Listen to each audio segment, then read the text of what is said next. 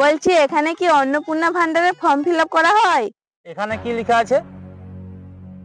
ও, আমি দেখতে পাইনি। বুঝছো,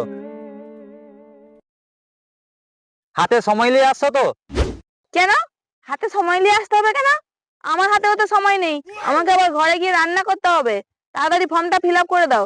আরে একটা ফর্ম ফিল আপ করতে কত সময় লাগে? হ্যাঁ, সময় তো লাগবেই, দুপুর গড়িয়ে রাত হয়ে যেতে পারে, কারণ এটা যেই সেই ফর্ম নয়, এটা হচ্ছে অন্নপূর্ণা ভান্ডারের ফর্ম। এর ক্ষমতা সাংঘাতিক।